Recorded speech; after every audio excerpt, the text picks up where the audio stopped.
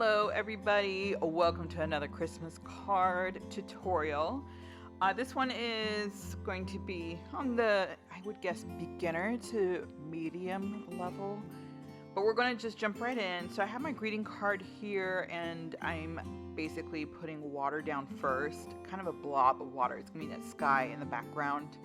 And then I'm doing a really watered down turquoise. So hopefully you can tell how watered down that turquoise is. If you're using the Dr. Peach Martin turquoise, it's a very vibrant turquoise color.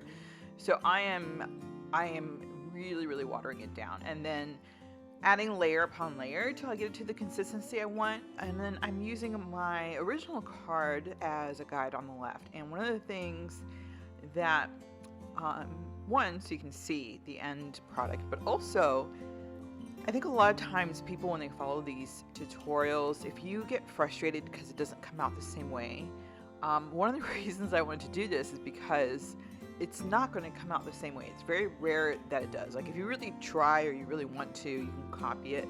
Kind of like when I do photorealism art, then you can really take the time to copy something. But if you're just following a tutorial, it's not going to be the exact same thing.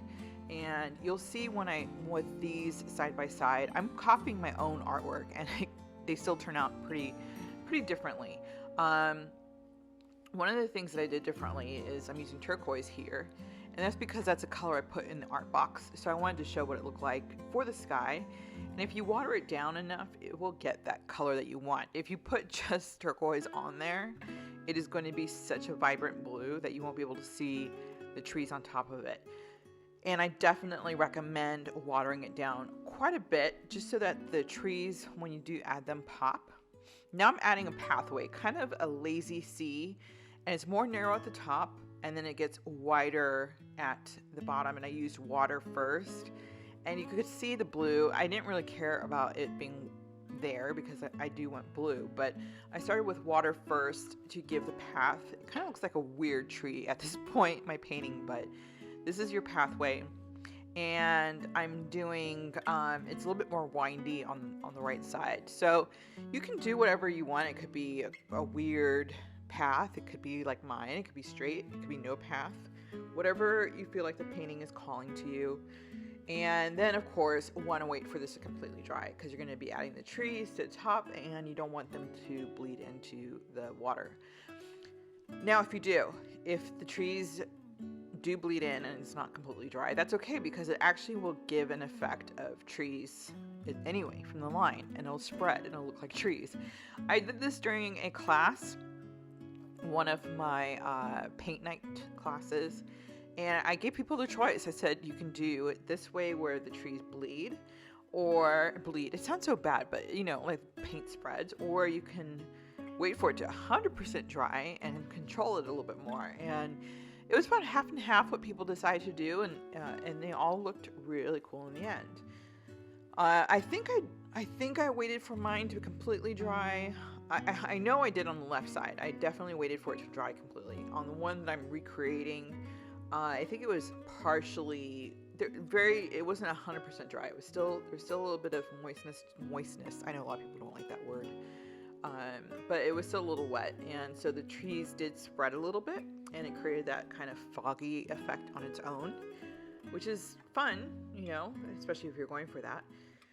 And you could see it a little bit better here where it's spread. And then this left side, I'm using a ruler. You don't have to if you feel comfortable with it.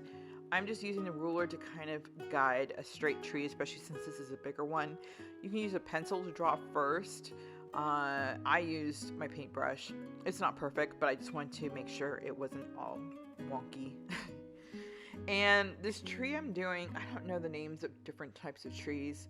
When you're shopping, it's Christmas time, and when you're shopping for Christmas trees, they have so many different types of Christmas trees. They have ones that are the branches kind of go up, and then they have others that they cascade down, and then they have others that are like your typical looking Christmas tree. So there's so many different types of trees. This is kind of that one where it's the branches in between are sparse, like you can see the trunk of the tree, and they kind of spread out flat. It's become kind of popular in Christmas trees in the most recent years because it's especially people who are doing a little bit of the more minimalistic or farmhouse type Christmas decorating. It's really popular with that. Anyway, that's the tree I'm going for. Anyways, what kind of Christmas tree? What does your Christmas tree look like? Leave it in the comments because I'm curious. And it's funny because I think I have very different tastes from a lot of people because I remember I was loving this one type of Christmas tree, and we do artificial trees. We're in Arizona. It's so dry here. We did a real tree one year, and it didn't matter how much water I added to it. It dried out in less than 2 weeks. So we do fake trees here. It's just too much of a fire hazard here. It dries out. The needles start shedding. It's just not fun in Arizona to have a real tree. Well, at least I know some people still do it, and some people will add a humidifier. We have a humidifier in our house anyway because it is so dry, but I've totally gone off the rails here. So anyway, I had like 3 or 4 trees. I had the one that I really loved, and I posted it on like Facebook or Instagram, one of the things. I said, which one do you guys like? And I don't think one single person picked out the tree I liked. So anyways, it's your own taste, whatever makes you happy. And you don't have to paint this kind of tree on your painting. Do whatever tree you want. It could even be an evergreen or, whatever, palm tree. I don't care. We're doing a Christmas card to make you happy. In the background, I'm putting it's another slope in the background. It's a hilly landscape, basically. So you've just got the smaller trees in the background. It's giving the illusion that the trees are further away. Some of them are a lot further away than the other ones, as you can tell. And then I'm adding a little bit more of a watered down green.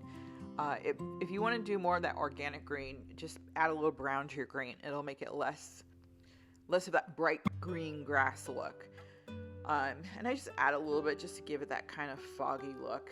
And these fence posts like I said, it's dry here, so my sinuses are really dry. I might sound a little stuffed up, and it's hard for me to breathe because of it, but anyway.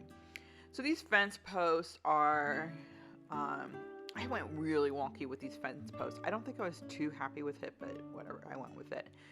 They're, I'm picturing kind of a landscape where it's out in the middle of nowhere, and, it's remote, and this fence and this roadway is not one that's obviously used a lot. Some of the fence posts might have fallen down. They're not perfectly straight because there's a lot of weather out here. It's just kind of what I'm picturing. And the replica, this one that I'm painting, not the original painting, I added the ropes between the fence posts. I didn't do that in the first one. I don't know why I did it in the first. I don't know why I did it in the second one. It's just what I was in the mood for. And I did a really thin line. So if you don't want to do that, or if you don't feel comfortable doing it, or you don't want to do it with a paintbrush, you can use a little thin marker, whatever you want to do. And then I'm just adding a little bit more green here. And I know I have Halloween nails. I filmed this in October, and I know it's like December. Or November. It's November. Yesterday was Thanksgiving. And I'm just blending some of the green here. And that's really all there is to it. In this painting, it's just kind of filling in the spots that you think it needs. It's a greeting card. You don't want to spend hours on it. I mean, you could, but the idea is to just do something really special for somebody, or maybe do a little something for yourself. And true to myself, I added birds in the very end. Last minute, I didn't in the first one. I always want to add birds. I don't know why. I do like birds. But that's pretty much it. Just little lazy V's for the birds like you did, in grade school. Nothing serious. And that's your greeting card. Voila. So simple. And you see how different they are. But there it is. Hope you like it. Let me know how it goes.